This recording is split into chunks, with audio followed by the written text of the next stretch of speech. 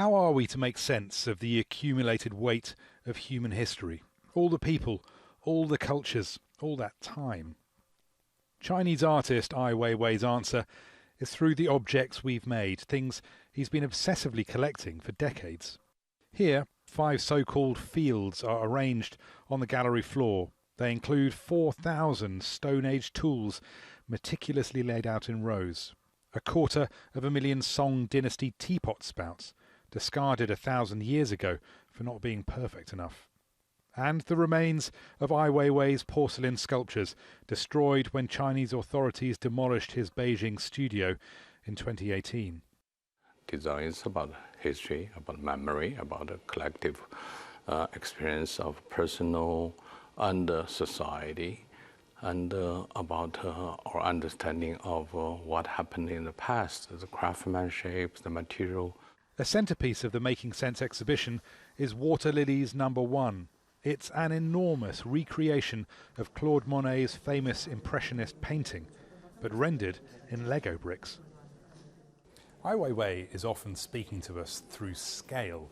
The sheer number of things, ancient teapot spouts, cannonballs or Lego pieces, tells us about the scope of human history and endeavour. But it's interesting that this avid collector of stuff doesn't actually care that much about the art that he creates. He says he doesn't even look at the final product. It's in the process rather than the thing where he finds life. I think that there's something about Weiwei's method, which is to really understand something. He wants to collect all of them. There's a kind of comprehensiveness and a kind of massive vision at work there.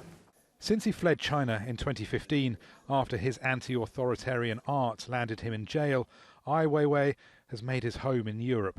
But his punk ethos makes him a perpetual outsider. You're often described as a dissident artist. I wonder how you feel about that name and where the artist stops and the dissident begins. I may be a dissident, but not just dissident to authoritarian state, but rather to dissident to human unconsciousness and injustice. You know, that is not just happened in one state, but in general condition of the world.